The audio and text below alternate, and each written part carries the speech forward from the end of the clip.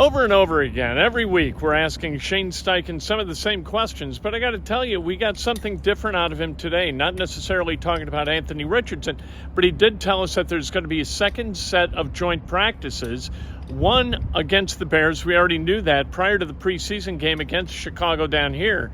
And then prior to the preseason game in Philly, the Colts going to go to Philadelphia, and they're going to have joint practices against the Eagles. It breaks up the monotony. It brings some competition to the fore.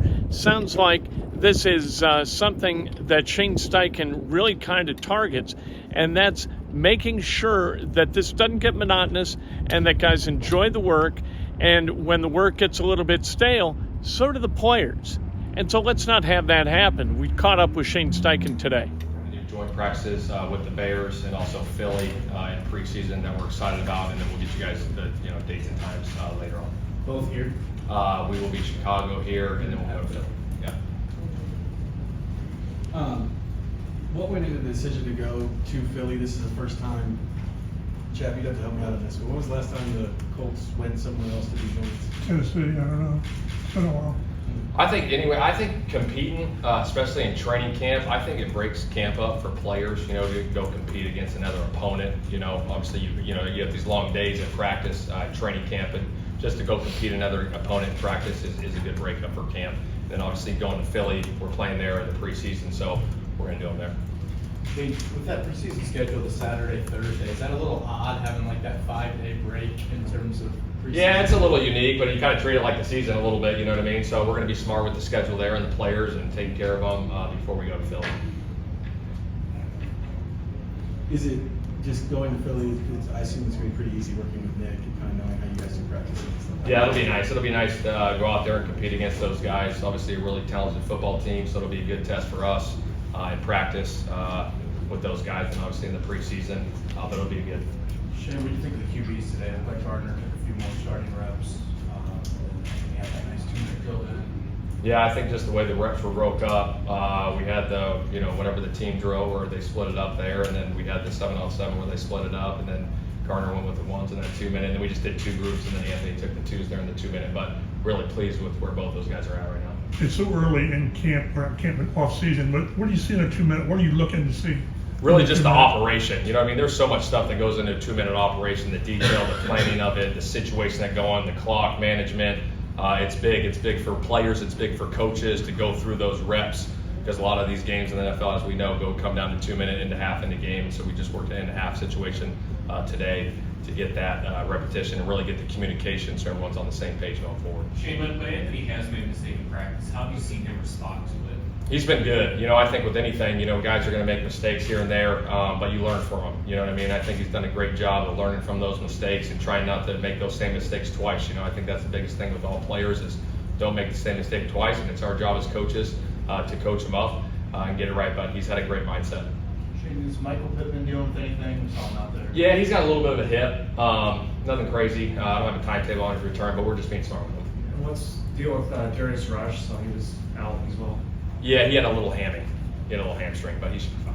And Will Mallory, I thought he had the... Yeah, he's got a little foot. He's got a little foot injury that happened in rookie minicamp, actually, just running a route. But no timetable on his return. We're just being smart with him as well.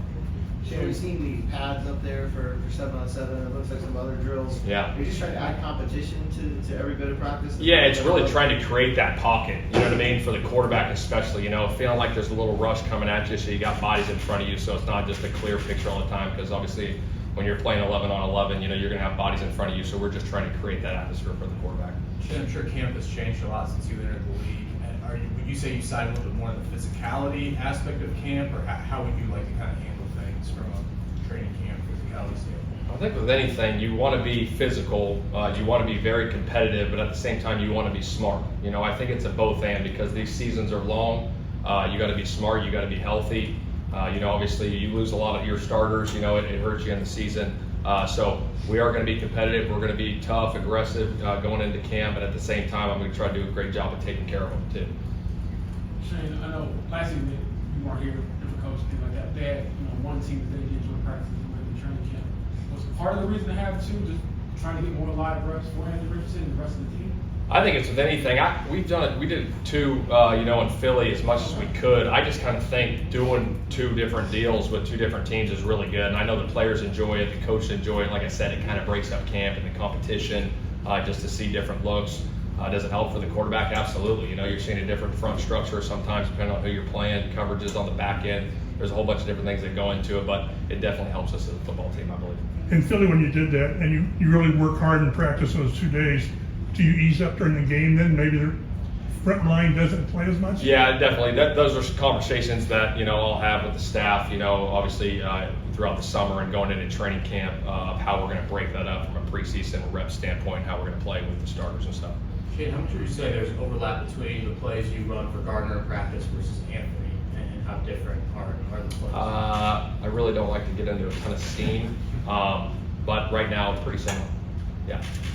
When you do have a chance to go to Philly and have this joint practice, how important do you think it will be for Anthony in particular to see like the standard, so to speak, for anybody in the league as far as how they run their offense and how? Yeah, no, I think it's good going up against any opponent in this league. Everyone's good in this league. There's so much parity in this league. Everyone's good. You got to show up on game day and play, or else you're going to get beat. So it's good for everyone to go get that competition from a different look. Like I said, different front structures, different coverages. It'll be good for all of us. We see a couple more. What do you think changed for you these final 2 weeks of the spring versus what you guys have done in the first 2 weeks of OTAs? Anything? Really just working on situations. We kind of set the practice schedule up as far as the timing and the period's the same, but really we're just working on different situations throughout the day, whether it could be a 3rd down day, a red zone day, a 2-minute day, a backed up, short yardage, goal line, whatever it is. But obviously we're not going live with goal line, short yardage. That'd be more walkthrough, but just trying to get those different situations in as we keep moving forward. As this team grows, I mean, we see Matt Gay kicking out there. Yeah. And then you've got Rigo who's coming back, and he's been one of the best punters in the league. Is it kind of reassuring to know that you should have a pretty good special teams group? Yeah, there's no doubt about that. Obviously, when you got an elite kicker like Matt is, it makes you feel really comfortable as a coach going for field goals, it's tight situations. And then obviously Rigo's had a ton of success here, but feel really, really good about those 2 guys. And you have been on Josh Downs and also I guess it's the bowling yesterday. Yeah. Team activity. Yeah, no update on Josh. Josh is still progressing. And then bowling really was just, a team building to break up OTAs, get those guys together, build that camaraderie. Like I said, we're trying to build that chemistry throughout the team. We got new coaches, some new players.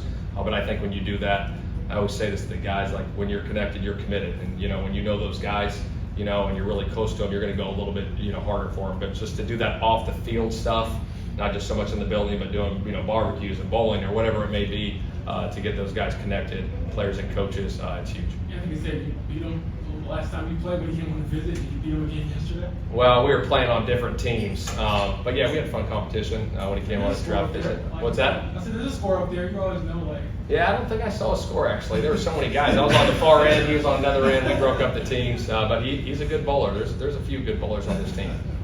All right. Yeah. That's Shane Steichen. One thing you get out of him, and this is really, really consistent, so I think we can trust it, without having gone through a season with him, is just the offseason so far. From hire to now, it's been about 3 months. Shane Steichen is a serious guy who takes football seriously, the minutest aspects of football seriously, and I think that that's going to pay dividends for the Colts.